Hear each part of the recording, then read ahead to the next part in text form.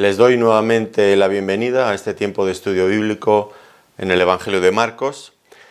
Llevamos ya varias sesiones, esta es la tercera, en la que estamos considerando uno de los últimos mandamientos, si no el último, de nuestro Señor Jesucristo antes de ascender al cielo.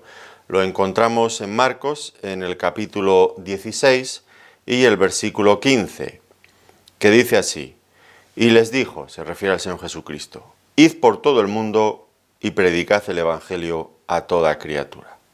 Un mandamiento, ya hemos dicho, no exclusivamente para los discípulos que estaban reunidos con el Señor allí, sino un mandamiento para toda la Iglesia en cualquier época, también, por lo tanto, para nosotros. Y por esa misma razón, pues es algo que nos interesa saber bien en qué consiste esta misión que el Señor ha encomendado a la Iglesia para que la cumplamos con fidelidad.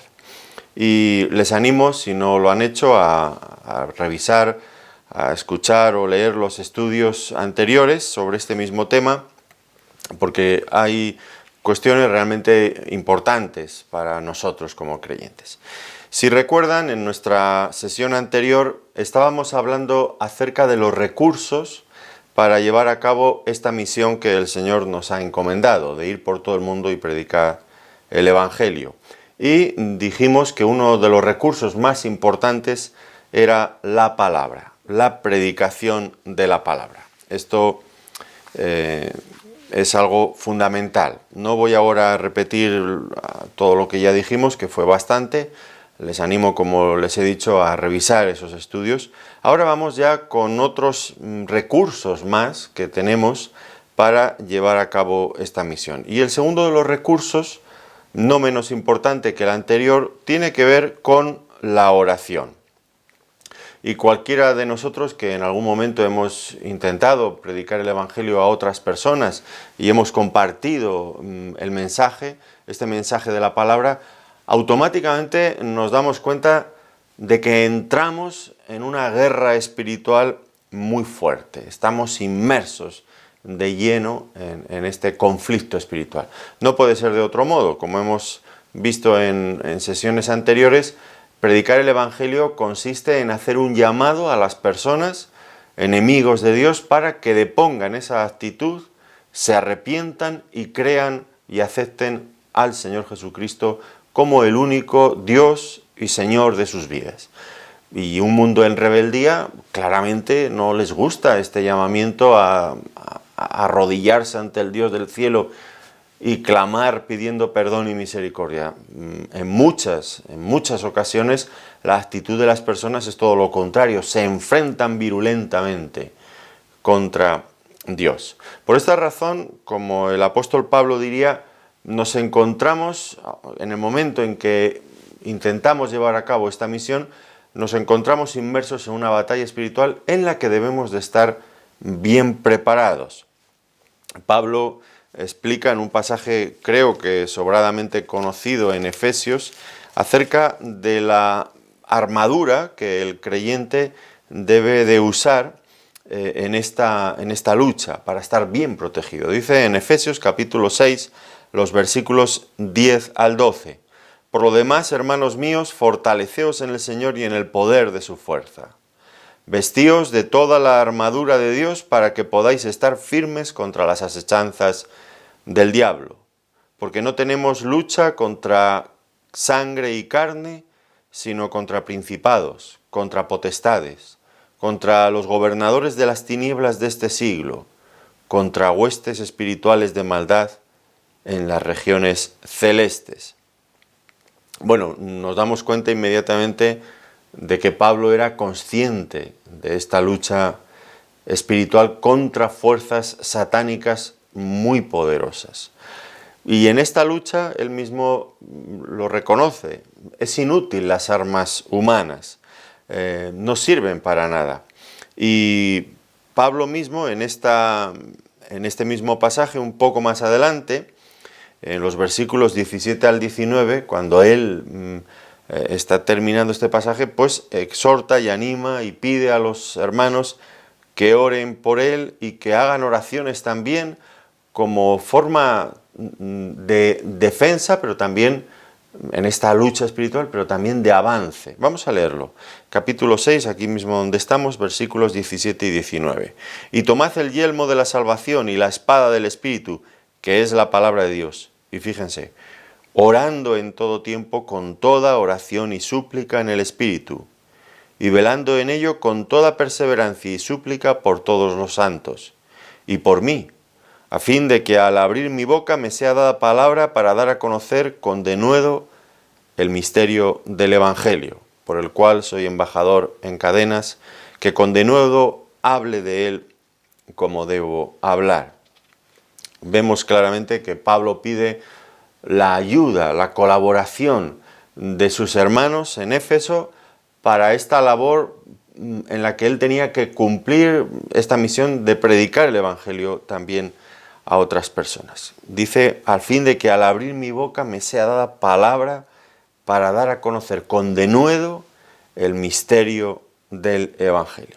Por lo tanto, la oración es fundamental en esta lucha espiritual en la que nos encontramos en el momento en que intentamos llevar a cabo, cumplir el mandamiento del Señor de ir por todo el mundo y predicar el Evangelio.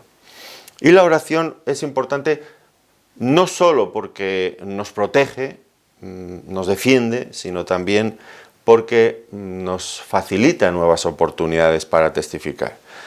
Una vez más, Pablo, en Colosenses, en el capítulo 4, los versículos 2 al 4, dice, perseverad en la oración, velando en ella con acción de gracias, orando también al mismo tiempo por nosotros, para que el Señor nos abra puerta para la palabra, a fin de dar a conocer el misterio de Cristo, por el cual también estoy preso, para que lo manifieste como debo hablar.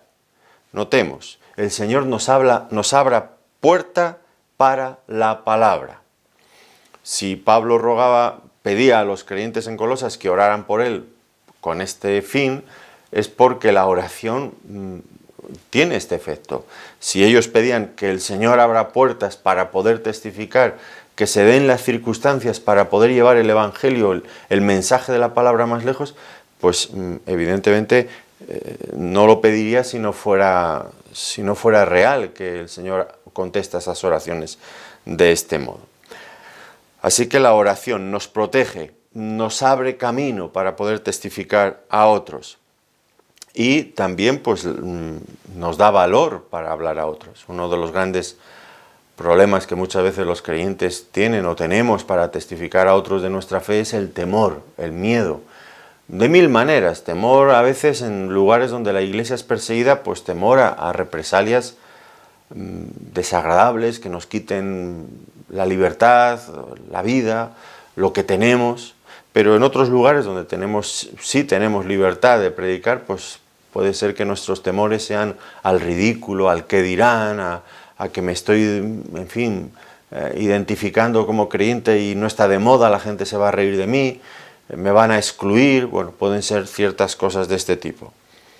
Y la oración, orando por esto, pues el Señor nos da valor. Eso lo descubrió y lo practicó la iglesia primitiva al comienzo. Fíjense cómo cómo oraban la iglesia en Hechos de los Apóstoles al principio de todo, en el capítulo 4 y el versículo 29, un momento difícil porque los apóstoles habían sido pues amenazados y, en fin, detenidos temporalmente, y cuando vuelven a reunirse con los creyentes, pues, juntos oran y dicen, ahora, Señor, mira sus amenazas y concede a tus siervos que con todo denuedo hablen tu palabra. Lo notamos, ¿verdad? Están pidiendo valor, están pidiendo no dejarse ser influenciados por ese temor que siempre nos puede invadir cuando pensamos en compartir el Evangelio con alguna persona que conocemos. Señor, que cualquier forma de oposición, de persecución, no nos impida ir adelante con la predicación del Evangelio. Si tenemos temores, pues el antídoto evidentemente es la oración. La oración es un recurso imprescindible en la evangelización. Oramos porque el Señor nos defienda en esta lucha, oramos para que el Señor nos dé oportunidades, oramos para que el Señor pues nos quite cualquier temor o miedo para llevar a cabo esta tarea. Y oramos también para que el Señor bendiga el trabajo que realizamos y le dé fruto, el fruto que solamente Él puede dar. La oración, estoy convencido que cambia las situaciones por completo, claro que sí. Y tal vez, pues si oráramos más, veríamos muchos más frutos en esta labor. Siempre es interesante plantearse metas en la vida y tal vez a colación de esto que estamos viendo aquí, pues una meta interesante sería orar constantemente para que el Señor nos diera un alma que pudiéramos llevar a sus pies, que conociera realmente, que le conociera realmente. Pues seguro que si oramos persistentemente, de forma perseverante por esto, el Señor nos concederá ese privilegio. Veremos que la oración realmente es uno de los grandes recursos en el cumplimiento de la misión.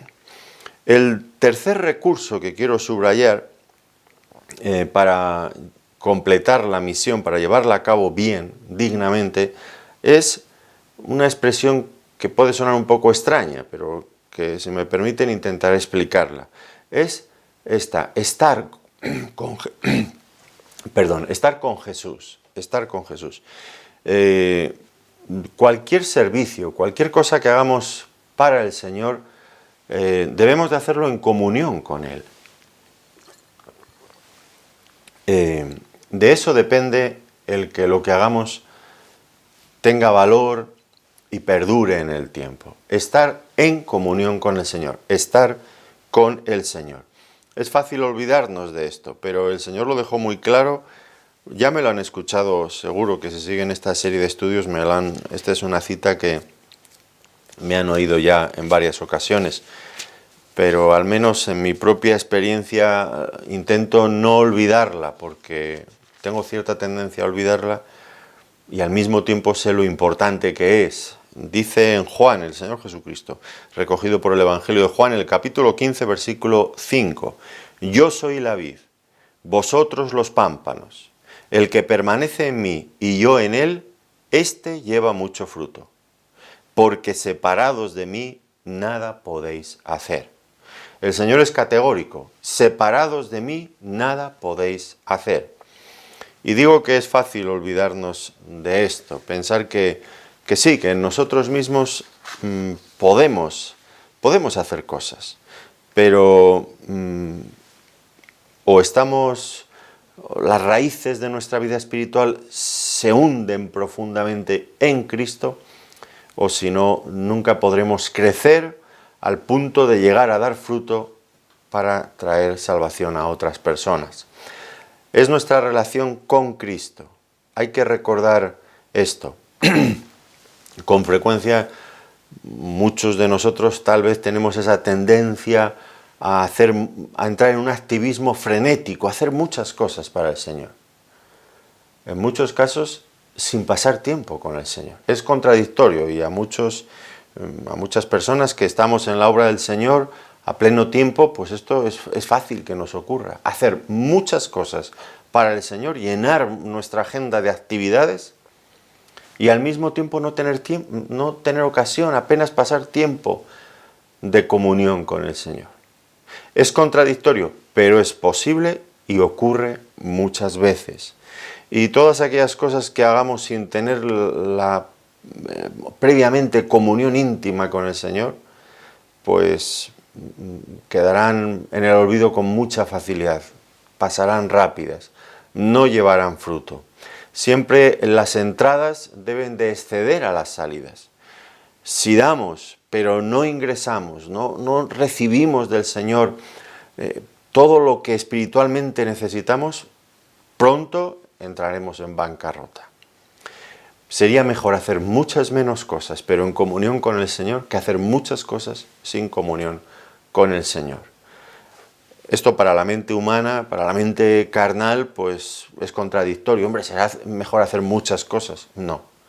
Es mejor hacer pocas, pero con el Señor, que muchas sin el Señor, sin apenas comunión con el Señor. Es preferible hacer menos, pero dedicar más tiempo a la obra a la relación con el Señor.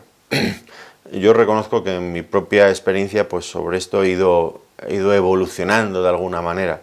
Cuando era más joven, pues era mucho más impetuoso, más dado a la acción. Ahora me he hecho algo más mayor y voy a otro ritmo y valoro mucho más la relación con el Señor, escuchar al Señor, saber lo que Él quiere, lo que Él me quiere decir, antes de poder decir nada a nadie. Y son cosas que, bueno, pues tal vez con la juventud somos impetuosos, somos muy activos, pero me parece que es importante recordar este principio del Señor. Separados de mí, nada.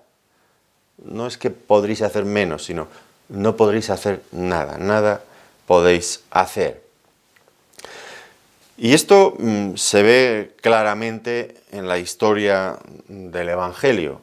El Señor llamó a esos hombres muy sencillos, apóstoles. Hoy, bueno, pues se les ha subido en algunos sitios, en algunas religiones, se les ha subido a los altares, decimos, y se les tiene como superhéroes, pero eran gente muy sencilla, como usted y como yo, de profesiones muy comunes. Algunos eran pescadores, bueno, había alguno que era cobrador de impuestos, había, bueno, gente de todo tipo. En una zona del país vivían que era bastante menospreciada en algunos sentidos, gente muy normal realmente, y tampoco cuando les escuchamos y les vemos acompañando al Señor tampoco nos causan la impresión de que fueran unas mentes superdotadas, todo lo contrario, más bien personas humildes, con dificultades como las suyas y como las mías, para avanzar, para aprender, para entender las cosas. Pero el Señor les llamó a ser pescadores de hombres. Dejad las redes, venid en pos de mí, les dijo, y yo haré que seáis pescadores de hombres. Ahora, difícil pensar que estos sencillos hombres fueran capaces de llevar la palabra de Dios e inundar todo un imperio del cristianismo, del mensaje cristiano. Y sin embargo, esto ocurrió así. Fueron ellos, los 12 y otros creyentes del mismo tipo que ellos, que una vez que el Señor ascendió al cielo, salieron por todo el mundo conocido, predicando la palabra y llenándolo todo. ¿Y cómo fue posible esto? Porque ocurrió contra todo pronóstico. No era de esperar que esos sencillos hombres consiguieran una hazaña, vamos a decirlo así, de esa envergadura. ¿Cómo fue posible? Pues fue su relación con el Señor lo que hizo el cambio. El tiempo que pasaron con el Señor. No solo durante su ministerio, sino luego la comunión que habitualmente ellos también tenían con el Señor. Así que si nosotros aspiramos a ser útiles en la obra del Señor, y espero que sí, que este sea el anhelo profundo del corazón de cada uno de nosotros, pues aquí tenemos la clave para conseguirlo. No se tratará tanto de hacer un curso de entrenamiento para ser mejores evangelizadores. Yo no digo que no lo haga, no estoy diciendo esto. Lo que estoy intentando explicar es que antes que eso, por encima de eso, lo más importante es que usted tenga comunión íntima con el Señor. Cuando esa comunión con el Señor es auténtica, es fluida, es genuina, se disfruta esa comunión, luego cuando hablemos del Evangelio a otras personas, cuando les hablemos del Señor, va a surgir con naturalidad de nosotros ese entusiasmo y esa alegría por compartir el Evangelio, y las personas lo van a percibir. Van a percibir que conocemos al Dios de quien predicamos, de quien hablamos.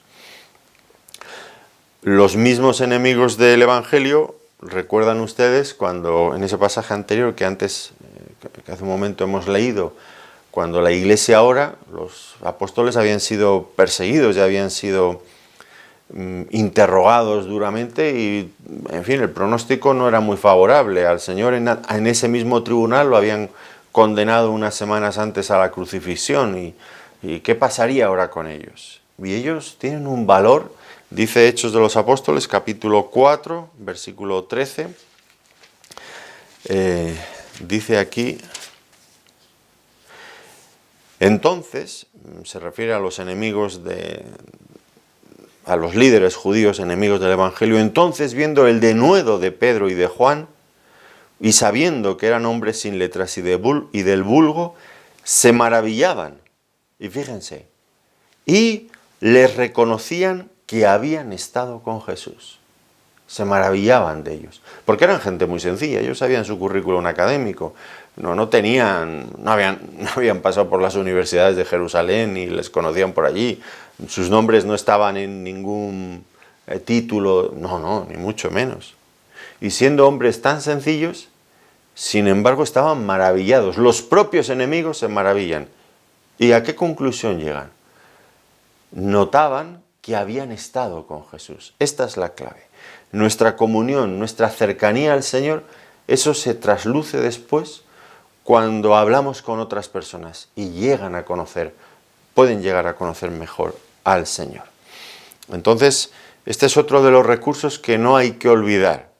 El pasar tiempo de calidad en la comunión con el Señor antes de hablar con otros. Antes de hablar con otros hay que estar con el Señor, escuchando al Señor y hablando con el Señor. Después sí, después hablaremos también a otros. El cuarto recurso para llevar a cabo esta misión. Por favor, no interpreten que el primero, segundo, tercero y cuarto implica de alguna manera más o menos importancia. Son todos igualmente importantes y necesarios. No me atrevería a decantarme por uno o por otro, pero los he colocado en algún orden porque no los podía poner todos juntos, claro, a la vez. Entonces, el cuarto, el Espíritu Santo. El Espíritu Santo. Y recuerdan que el Señor había dado instrucciones precisas a los creyentes después de su resurrección y antes de su ascensión. Les dijo que fueran a Jerusalén y que esperaran allí antes de ponerse en marcha para cumplir esta misión. ¿Y por qué? ¿Qué tenían que esperar en Jerusalén? ¿Por qué no podían empezar inmediatamente ya lo que el Señor les había mandado? Ustedes se imaginan estos creyentes en ese momento. Estaban que se salían de sí mismos, querían hablar a todo el mundo de lo que habían sido testigos. Habían pasado 40 días, nada más y nada menos que con el Señor resucitado, que se les aparecía una y otra vez y les enseñaba.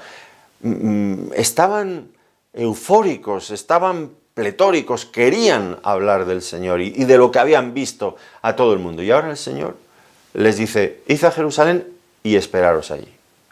¿Y esperar a qué? Pues a que el Espíritu Santo descendiera sobre ellos. Fíjense en Hechos de los Apóstoles, capítulo 1, versículo 4.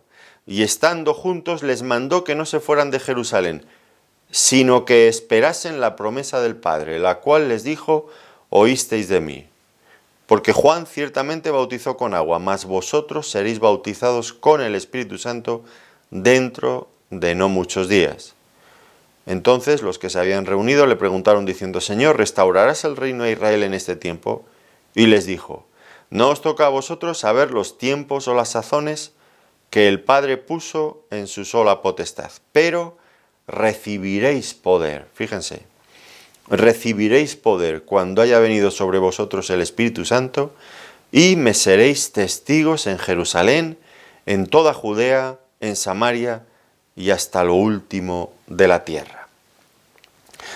Por lo tanto, si el Señor les dijo: no os mováis hasta que haya descendido sobre vosotros el Espíritu Santo, luego sí, me seréis testigos hasta el fin del mundo, pues esto de por sí ya nos debería de valer para entender la importancia fundamental que tiene la presencia del Espíritu Santo, la acción, el cometido que tiene el Espíritu Santo en toda la labor de evangelización, de cumplir con esta misión. Algunos se han dado cuenta, creo que acertadamente, que el libro de los Hechos de los Apóstoles, pues evidentemente narra la historia de una parte de la iglesia primitiva y del avance del Evangelio en aquellos momentos. Y el libro toma el nombre de Los Hechos de los Apóstoles. Pero ya digo, hay algunos que han pensado que otro nombre sería incluso más acertado que Los Hechos de los Apóstoles. Dada la importancia que la figura, que la persona del Espíritu Santo tiene en el libro de los Hechos de los Apóstoles, dirigiendo todos esos movimientos misioneros, algunos han pensado que sería más apropiado llamarlo el libro de los Hechos del Espíritu Santo. Y pienso que sí, pienso que, bueno, ambas cosas son posibles, ¿no? Hechos de los Apóstoles, porque son el elemento humano. Los Hechos del Espíritu Santo sería el elemento divino, que siempre está por delante del elemento humano. Así que la importancia del Espíritu Santo en esta labor de evangelización. Y bueno, pues tuvo que ser algo sobrenatural, sin lugar a dudas, lo que produjo este milagro del que hace un momento estaba hablando. ¿Cómo puede ser que una iglesia, aquella iglesia naciente, que carecía de poder político, social, económico, que no había destacadas figuras universitarias o del saber, del mundo intelectual entre ellos, que en esas condiciones pues pudieran llegar a hacer lo que hicieron finalmente? De hecho, nosotros en esas mismas condiciones, si examinamos lo que ellos tenían, diríamos, hombre, es que así no se puede hacer nada. ¿A dónde vamos a ir si no tenemos nada, si no somos nadie? Si no nos apoya una gran organización misionera, si además hay tanta oposición en todos los sitios donde iban llegando, pues había tanta y tanta oposición, no podemos hacer nada. Y sin embargo llenaron el mundo conocido de iglesias locales. ¿Por qué razón? ¿Cuál era su secreto? Bueno, pues no había ningún secreto, se revelaba a voces en la palabra de Dios. El Espíritu Santo hace la diferencia. Claro que hace la diferencia. El Espíritu Santo que dirigía la misión, el Espíritu Santo que vivificaba, que activaba esa palabra predicada, que daba contestación a las oraciones elevadas ante el trono de Dios. Y eso es lo que necesitamos realmente. Quizás nosotros hoy día confiamos más en otros recursos, más humanos, pero lo que necesitamos, ustedes se están dando cuenta que en esta lista que estamos viendo someramente de recursos, de cosas que necesitamos, pues se dan cuenta que no estamos mencionando ninguna cuestión material o humana. Son cuestiones que dependen exclusivamente de la vida espiritual, porque es una labor espiritual. Y es ahí donde debemos de buscar lo que necesitamos para llevarla a cabo de una forma correcta. Y esto es lo mismo que el Señor Jesucristo enseñó acerca de la importancia del Espíritu Santo. Cuando Él estaba en el aposento alto, aquella noche en la que iba a ser entregado y daría su vida, pues Él anunció de forma reiterada la venida del Espíritu Santo. Les dijo, pero notemos, eso estaría en los capítulos 14, 15, 16 del Evangelio de Juan. Pero el Señor Jesucristo allí hizo varias observaciones en cuanto a la labor que iba a realizar el Espíritu Santo cuando viniera a este mundo. Algunos piensan que el Espíritu Santo solamente obra en los creyentes, pero allí señala que hay una doble intervención del Espíritu Santo. Por un lado en los creyentes, en sus discípulos, y por otro lado en los que no lo son, en los del mundo. En cuanto a los creyentes, especialmente a los apóstoles allí reunidos, pues les dijo que el Espíritu Santo se ocuparía, por supuesto, de consolarles, y recibió también ese título, el Consolador, cuando el Consolador venga. Pero les dijo el Señor que el Espíritu Santo ocuparía su lugar, sería su sustituto, ocuparía su lugar en la enseñanza de la palabra, de esas grandes verdades espirituales que Él ya había comenzado a enseñarles. Y el Espíritu Santo haría dos cosas en ese sentido. Les recordaría lo que el Señor ya les había enseñado y que probablemente no habían entendido o habían olvidado. Y les dijo que también completaría lo que todavía faltaba y no había podido hacer el Señor porque no estaban listos, porque no estaban preparados. Entonces eso sería una de las labores que el Espíritu Santo haría. Esta en relación fundamentalmente con los creyentes. De una manera bastante limitada con los apóstoles, ellos serían los encargados de completar el canon de la revelación, porque allí mismo les estaba diciendo que les enseñaría y que, en fin, les diría todo aquello que no había podido decirles todavía, pero en líneas generales también con toda la Iglesia. Todos nosotros recibimos enseñanza y orientación del Espíritu Santo. Bueno, pero esto es en relación a la Iglesia, a los creyentes, pero hay una labor que también lleva a cabo el Espíritu Santo en la persona que no es creyente, en el mundo. Fíjense en Juan, en el capítulo 16, los versículos 8 y 12, un pasaje muy importante me parece a mí. Juan 16, versículos 8 al 12. Y cuando Él venga, se refiere a la venida del Espíritu Santo, convencerá al mundo de pecado, de justicia y de juicio. De pecado por cuanto no creen en mí. De justicia por cuanto voy al Padre y no me veréis más. Y de juicio por cuanto el príncipe de este mundo ha sido ya juzgado. ¿Qué va a hacer el Espíritu Santo en relación al mundo? A las personas que no son creyentes. Pues dice que les va a convencer. El Espíritu Santo no hace otra labor que esta, convencer. No les va a regenerar para que ellos luego se conviertan sí o sí cuando escuchen o aunque no escuchen. No tiene nada que ver con eso. Va a apelar a su mente convenciéndoles. ¿Convenciéndoles de qué?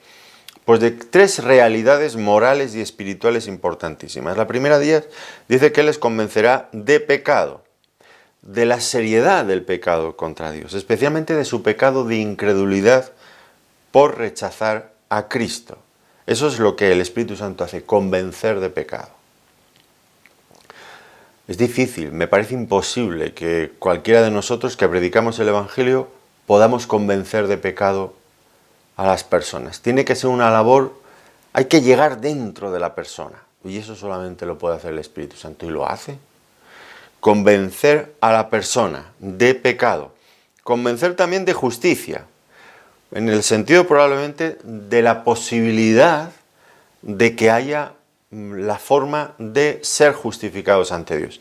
Especialmente después de la muerte y resurrección del Señor. De justicia. Hay un medio por el cual ser salvos, por el cual ser justificados. Y eso lo hace el Espíritu Santo. Convence de pecado y una vez que ha convencido de pecado, convence también de la posibilidad que las personas pecadoras, que se saben ya pecadoras, tienen de ser perdonados, justificados, que no puede ser otra que la muerte y resurrección del Señor. Y también les convence de juicio. De juicio porque Satanás, que es el promotor de esta rebelión contra Dios, ya ha sido juzgado. Ha sido juzgado y ha sido sacado fuera, porque ya no tiene argumentos contra Dios. Todas las insinuaciones, las críticas, los malos pensamientos que ha estado una y otra vez intentando introducir y que sigue intentándolo introducir en este mundo contra Dios, ya carecen de valor desde el momento en que Dios ha demostrado cómo Él es de verdad por medio de la obra de la cruz. Allí Dios ha cerrado la boca para toda la eternidad al diablo. Todas esas acusaciones maliciosas ya no tienen sentido, porque Dios ha demostrado que son falsas, y lo ha demostrado en la cruz. Ha sido juzgado como mentiroso, el líder de esa rebelión contra Dios. Pero no solamente él ha sido juzgado, también todas aquellas personas que le siguen y que creen sus mentiras también serán juzgadas. Y el Espíritu Santo convence también de esto. Por lo tanto, si leen con atención estos capítulos, todo lo que el Señor les dijo a los discípulos en el aposento alto, ya digo, capítulos desde el 13 hasta el 18, hasta el 17 de Juan, pues en algunas partes especialmente van a notar cómo ante esa misión que el Señor les encomienda frente al mundo, les está diciendo que el Espíritu Santo es el actor principal que habría de llevar a cabo toda esa labor. Y bueno, pues algunos han pensado, bueno, pues si Él es el actor principal y Él es el encargado y puede hacer lo que nosotros no podemos hacer, pues nosotros apaga y vámonos. ¿Qué hacemos aquí? No tenemos nada que hacer, ya lo va a hacer Él todo. Pero no es esto lo que el Señor Jesucristo dijo.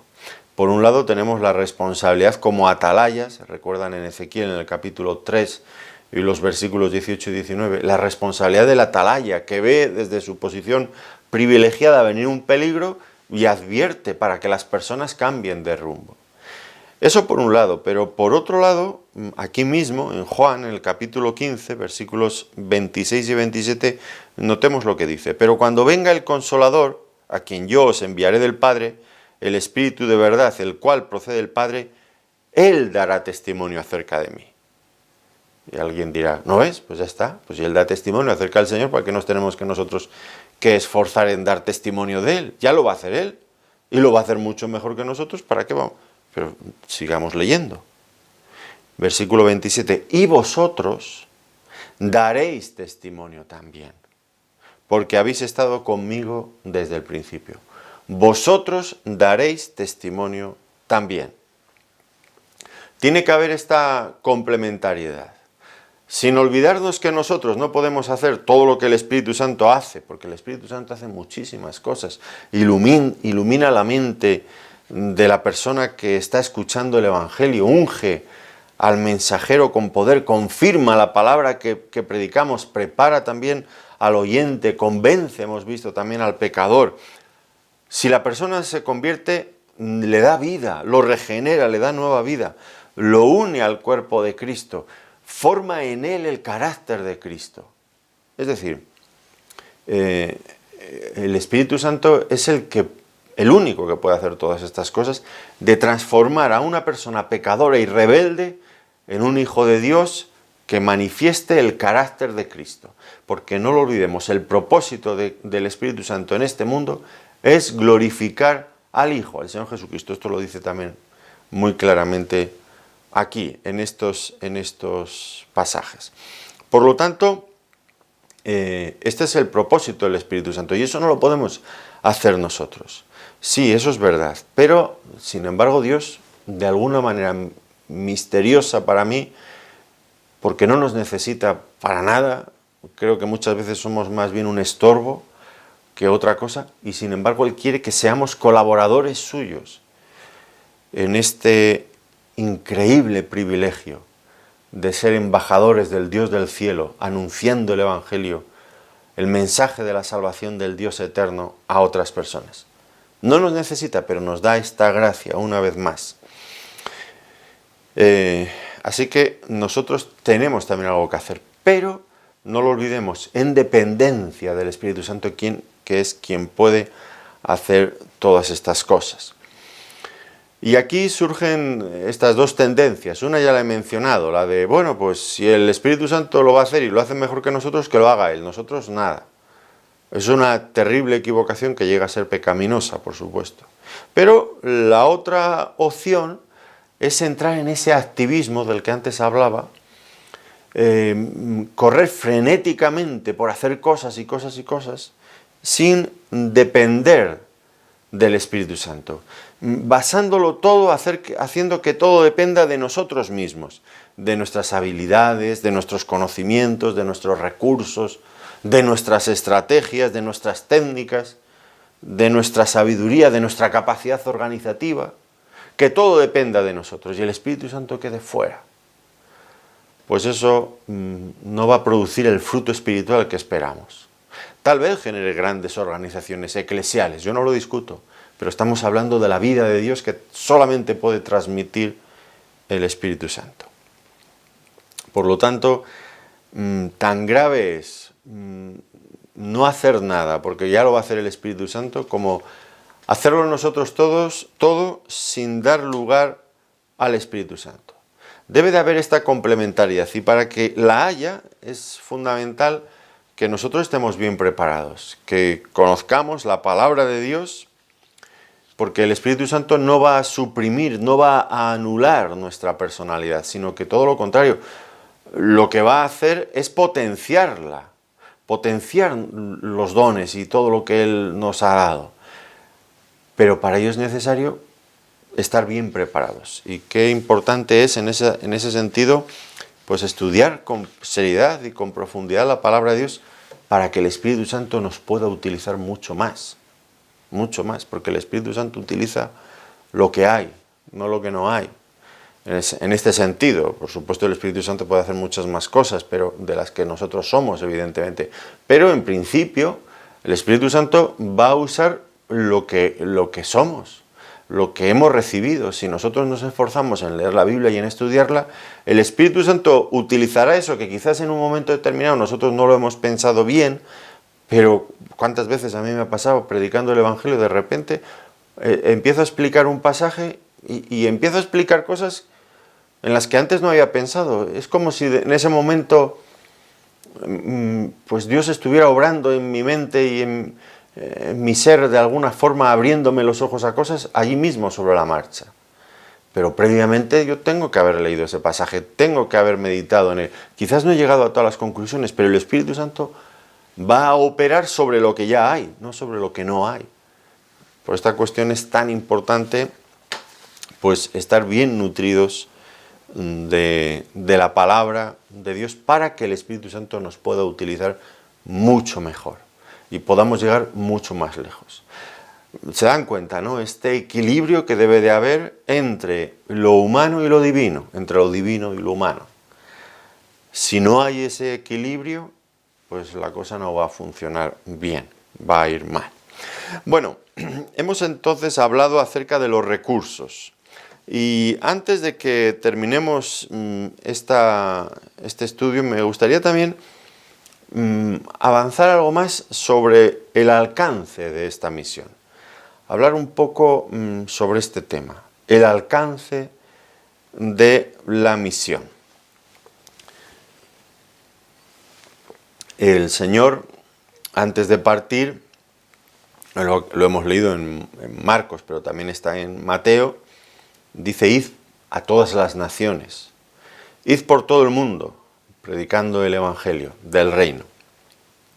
Y el Señor detalló cuál iba a ser la hoja de ruta que deberían de seguir. Esto lo hemos leído hace un momento en Hechos de los Apóstoles, capítulo 1 y versículo 8. Primero en Jerusalén, por toda Judea, Samaria y hasta lo último de la tierra.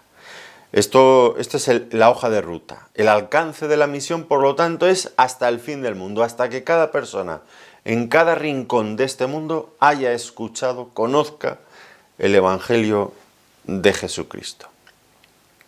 ¿Qué ocurrió? ¿Qué ocurrió? Bueno, pues lo que ocurrió cuando empezamos a leer el libro de los Hechos de los Apóstoles es interesante, muy interesante.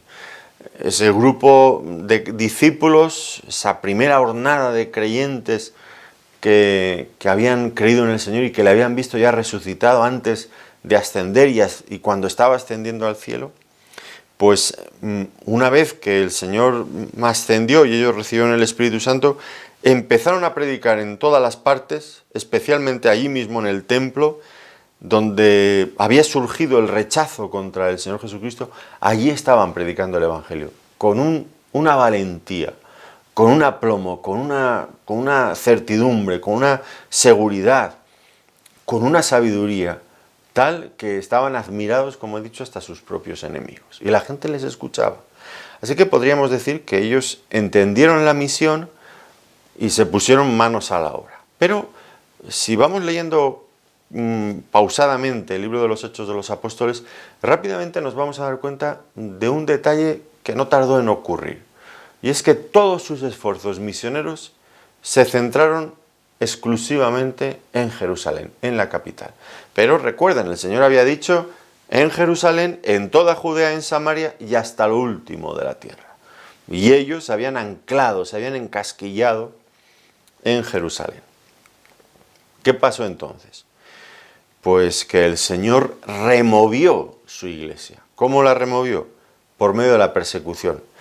En ese primer momento fue el que luego llegaría a ser el apóstol Pablo, Saulo de Tarso, un hombre fanático, a más no poder, quien comenzó este hostigamiento contra la Iglesia, incluso más allá de Jerusalén. Consiguió cartas de los principales sacerdotes del Sanedrín para ir a Damasco, en Siria, para seguir esa persecución contra los creyentes. Y eso obligó a que la Iglesia fuera esparcida, tuvieran que salir de Jerusalén. Y eso a su vez originó la predicación del Evangelio en otros lugares. Hasta ese momento habían estado en Jerusalén. No es que fuera fácil allí, pero de alguna manera se habían acomodado, habían entrado en cierta rutina y habían conseguido cierto estatus, más o menos. Pero la persecución removió todos sus cimientos y los obligó a salir al mundo a predicar. Este estancamiento en la evangelización, empezar con mucha fuerza y estancarse, pues es fácil que nos ocurra también a nosotros. Muy, muy fácil, muy sencillo. Podemos pasar por momentos de dificultades, de mucha lucha, y después entramos en un tiempo de bonanza, que todo parece que ya discurre con normalidad, con tranquilidad. Nos relajamos, nos quedamos muy cómodos ahí, y el Señor tiene que remover nuestros cimientos para decirnos, venga, sal fuera, predica el Evangelio también a otros lugares, a otras personas, anuncia lo que el Señor ha enseñado, lo que Él ha dicho, comparte con otros el Evangelio. Pero a veces obligamos al Señor, y lo digo así, obligamos al Señor a que Él nos mueva de esta forma, cuando lo normal sería que si somos creyentes, escuchamos su voz y nos movemos porque hemos entendido cuál es el mandamiento del Señor. Es un peligro perder de vista esta visión del alcance universal que debemos de perseguir, que todas las personas en cualquier punto de este planeta conozcan el Evangelio de Jesucristo. Pero es fácil perder esa visión, es fácil porque a veces hay tantísimas actividades dentro de la propia iglesia local y ocupa todos nuestros recursos, nuestro tiempo, nuestros esfuerzos, que nos olvidamos de los que están fuera. Además estamos tan cómodos dentro de la iglesia, ya nos conocemos, somos amigos, somos hermanos, tenemos nuestro propio grupito, lo pasamos bien, quedamos fuera para hacer alguna barbacoa o lo que sea, y estamos bien dentro. Y nos olvidamos de las almas perdidas fuera. Y una iglesia que olvida esta vocación misionera, que solamente se limita a mirar hacia adentro y no mira a los perdidos que están afuera, pues no solamente está desobedeciendo un mandamiento clarísimo del Señor Jesucristo, sino que además, pues como iglesia, hemos perdido nuestra razón de ser en el mundo. Y si engordamos hacia adentro porque miramos tanto hacia lo nuestro, pues al final cogeremos un empacho de nosotros mismos y eso acaba rompiendo y resquebrajándose fácilmente. No olvidemos, tenemos una misión frente al mundo. La iglesia tiene una misión. Si la olvidamos, hemos perdido una de las razones de ser más importantes que tenemos como iglesia de Cristo. Ahora, en cuanto a esta misión que recibimos del Señor, pues algunos han subrayado que hay una diferencia muy importante entre el Antiguo Testamento y el Nuevo Testamento también en esto. ¿En qué sentido? Bueno, leí un libro, no me acuerdo bien cómo se llamaba, si se llamaba La Misión, no me acuerdo bien, que el autor explicaba con mucho lujo de detalles este asunto que ahora voy a tratar brevemente. La idea es que el Antiguo Testamento, si ustedes lo leen con atención, no van a encontrar, creo yo, no recuerdo yo esto, pues mandamientos del Señor para que los israelitas salieran de Israel y fueran a las otras naciones a predicar la ley de Dios o la ley, los principios de la ley o lo que Dios había hecho con su siervo Abraham cuando le justificó, u otras muchas cosas. No hay un mandamiento id, como el que encontramos aquí del Señor. Id por todo el mundo y predicar el Evangelio. Más bien lo que ocurría era lo contrario. Se esperaba que las naciones, por alguna razón, escucharían las leyes de este Dios de Israel tan diferentes, tan infinitamente mejores que cualquier otra ley que hubiera en aquel tiempo, que eran muy bárbaras, muy criminales, muy sanguinarias en muchísimos casos, muy injustas. Esas formas de relacionarse con Dios, con sacrificios humanos y mil y otras cosas en el orden moral. Y en cambio el Dios de Israel tenía unos juicios, unos preceptos, unas enseñanzas que eran, que Dios se lo dice a su pueblo en Israel, en Deuteronomio, dice: ¿qué pueblo hay como vosotros que tenga un Dios tan personal, tan cercano, y leyes y estatutos como los que vosotros tenéis, que son una ventaja grandísima? Y entonces se esperaba que las naciones escucharían de estas leyes. Bueno, pues no sabemos bien cómo, pero escucharían, y serían ellos los que irían hasta Jerusalén, al templo de Dios, para enterarse de esas cosas. Esto era el movimiento, ¿no? No el pueblo de Israel saliendo a las naciones, sino esperando que las naciones llegaran a ellos para escuchar la palabra. Y esto era lo que había profetizado incluso Isaías. En Isaías, en el capítulo 2, los versículos 2 y 3, pues dice así: acontecerá en lo postrero de los tiempos que será confirmado el monte de la casa de Jehová como cabeza de los montes, y será exaltado sobre los collados, y correrán a él todas las naciones. Es decir, todas las naciones viniendo a Jerusalén, al monte de Dios. Y vendrán muchos pueblos y dirán: venid y subamos al monte de Jehová, a la casa del Dios de Jacob, y nos enseñará sus caminos, y caminaremos por sus sendas, porque de Sión saldrá la ley y de Jerusalén la palabra de Jehová. Esperaban que las naciones vinieran hasta allí, a escuchar a ese Dios, a conocer a ese Dios. Ahora, en el Nuevo Testamento hay un cambio radical, porque el Señor Jesucristo les dice a sus discípulos que tienen que ir expresamente a todas las naciones. Hay un cambio, evidentemente. Y el primero en colocarse en esa posición es el mismo Señor Jesucristo. Porque desde que comenzó su ministerio, que Él lo definió con las propias palabras de la Escritura, cuando leyó aquella parte de Isaías en la sinagoga en Nazaret: el Espíritu del Señor está sobre mí, por cuanto me ha ungido para dar buenas nuevas a los pobres.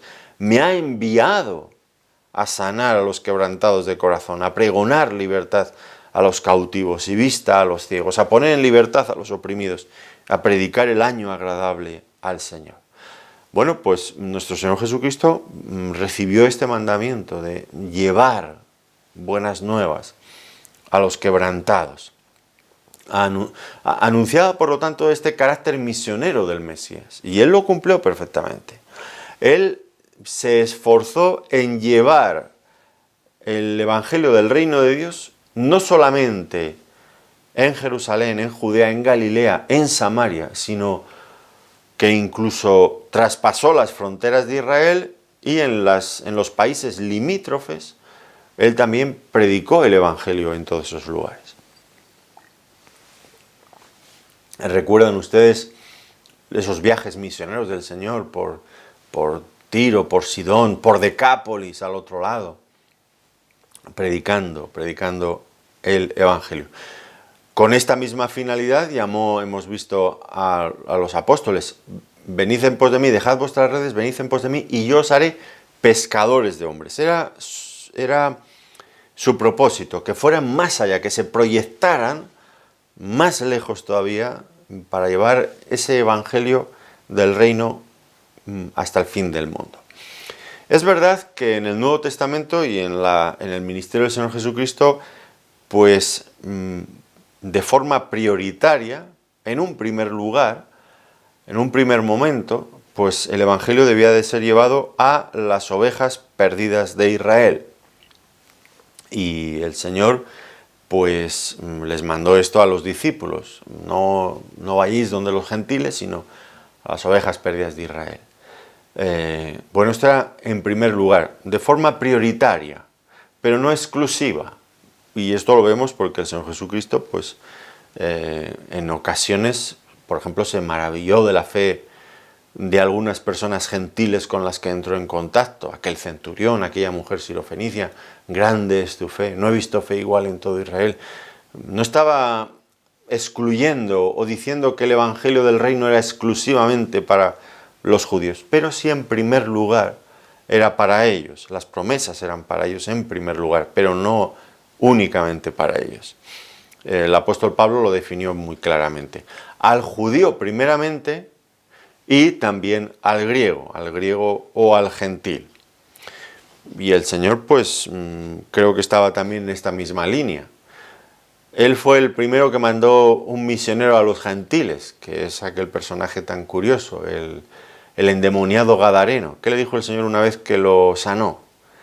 Le libró de aquella legión de demonios. El endemoniado, que ya no lo estaba, pues quería estar con el Señor e ir con él. Y el Señor le dice: no, vete a tu casa y a los tuyos y cuéntales cuán grandes cosas el Señor ha hecho contigo. Y él fue enviado a Decápolis, esa región al otro lado del Jordán, de mayoría gentil, y aquel fue el primer misionero al que el Señor envió a predicar el Evangelio también a esas personas. Por lo tanto, no era exclusivo de los judíos, pero sí tenían ese privilegio habían de ser los primeros en escuchar. Pero con el tiempo, cuando los judíos cada vez más rechazaban el Evangelio, pues finalmente, tal como el Señor había anunciado en aquella parábola de los labradores malvados, pues el Señor dice: bueno, pues daré la viña a otros que sí que produzcan los frutos dignos de ella. Y con eso estaba anunciando de antemano que ese papel que ellos habían jugado, que habían tenido prioritario en el reino de Dios, pues iba a ser dado a otros, que serían los gentiles. Por lo tanto, ahora nosotros como Iglesia del Señor no podemos tener esa actitud que tuvo el pueblo de Israel en el pasado, de esperar que las personas vengan a nuestras iglesias, sino que nosotros debemos de buscar a las personas fuera, en el mundo, para llamarles al arrepentimiento y a la fe. Esto debe ser hecho no necesariamente con campañas evangelísticas, también, si hay esfuerzos evangelísticos, bienvenidos sean. Aunque la experiencia nos ha enseñado que la forma más efectiva de compartir el Evangelio es de manera personal, en su ámbito de trabajo, de estudios, en el colegio, cuando va con sus niños al colegio a dejarlos allí, o cuando está en donde sea que esté, pues a ese nivel personal, con personas que nos conocen también, que conocen nuestro testimonio, es donde realmente es más efectivo. Pero no quitan otros esfuerzos que como iglesias se hagan, esfuerzos especiales, claro, que son bienvenidos siempre, que consistan en llevar el Evangelio a otras personas. Pero tenemos esta misión por cumplir. Tal vez algunas veces nos desanimamos: hombre, yo no puedo llegar hasta el otro lado del mundo, me gustaría ser misionero en no sé dónde. Y quizás no llegamos hasta ese otro país tan lejos donde pensamos que hay tanta necesidad. Bueno, pues quizás todos nosotros no podremos ir a todos los sitios al otro lado del mundo a predicar el Evangelio, pero sí que podemos y encontraremos oportunidades, especialmente si oramos, como he dicho antes, encontraremos, el Señor nos dará oportunidades allí donde estamos, y siempre será posible llevar el Evangelio a otros, allí donde estemos. Qué importante es todo esto. Qué importante es desearlo, qué importante es orar por todo ello. Eso cambia las circunstancias. Me viene a la mente ahora una joven que vino a nuestra iglesia para hacer un curso, creo que estaba estudiando algo aquí en Ávila, iba a estar unas pocas semanas. Venía desde los Estados Unidos de Norteamérica.